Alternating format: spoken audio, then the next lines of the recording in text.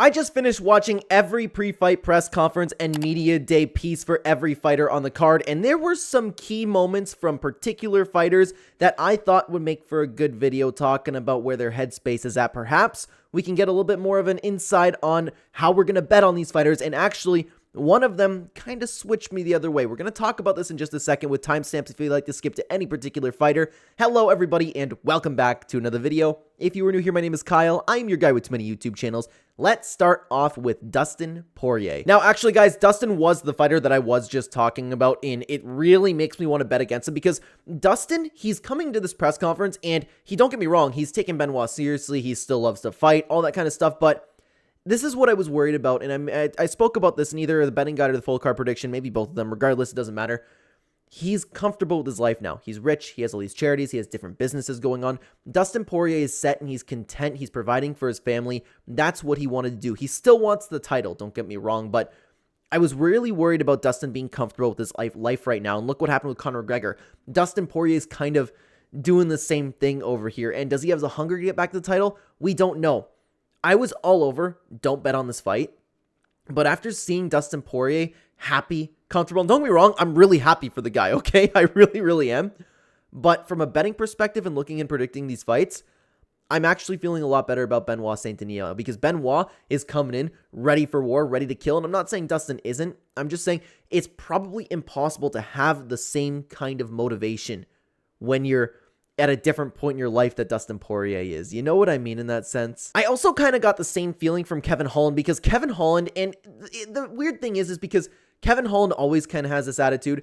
I was really worried leading up to this fight with him and Michael Page because Kevin Holland in his last fight looked like he didn't care. He looked like he was there for a sparring match. He looked like he was there just for a paycheck. He didn't care whether he won or lost. He's going to go in there. Whatever happens, happens. He's kind of having that same attitude at the press conference. He's sitting back going, oh yeah, I'm here. Michael Page is cool. Fans are awesome. I'm here to fight. Like, just so chill, laid back. And honestly, I love Kevin Holland for that, but that doesn't make me think that he's the killer that he was on the come up. You know, it's weird to say though, because he has always had that attitude. I just feel like, kind of like Dustin Poirier, Kevin Holland might be getting a little bit comfortable himself, so that's something to take into consideration. Somebody who I am feeling really good about, though, is actually Cheeto. Marlon Vera is sitting back. He is ready to go. He wants to whoop some... He keeps saying, I want to kick Sean O'Malley's ass. But I'm actually feeling really good about this guy's confidence level. I know there was some stuff coming out earlier about Sterling saying that he didn't have a good training camp, and Michael Bisping coming out saying, what are you talking about? He had a great camp. Cheeto looks ready to go, and actually, this is a little bit off topic, but something that I loved from Cheeto's press conference is he said once he wins the title, he's not going to be the guy. It's like, I want to fight for a second belt. He's just going to go, give me who's next. I'll fight him. It's sad that that's refreshing, but it just makes me cheer for Cheeto a little bit more, man. But other than that, the vibes from Cheeto, he looks very calm. He looks very confident. He looks ready to go, ready to get a belt. He's motivated. I really like what I've seen from Marlon Vera so far. Something I didn't like, though, was Katlyn Cerminarea. I had to keep that written down.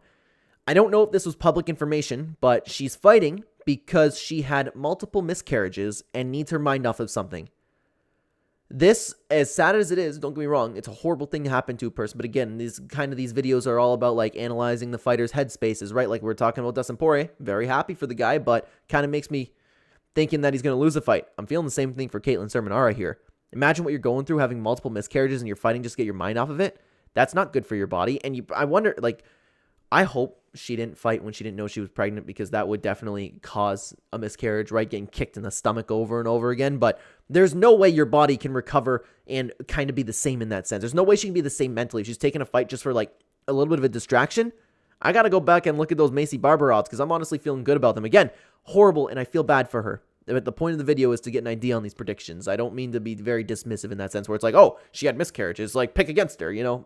I don't mean to come off insensitive in that way. The last fighter I want to talk about though is Michael Venom Page.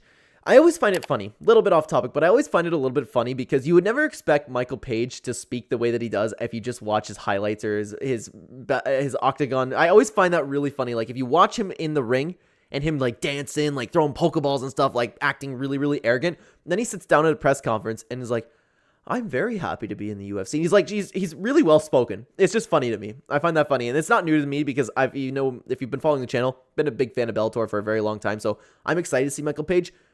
Michael Venom Page seems very comfortable, ready to go, ready to take on a guy like Kevin Holland.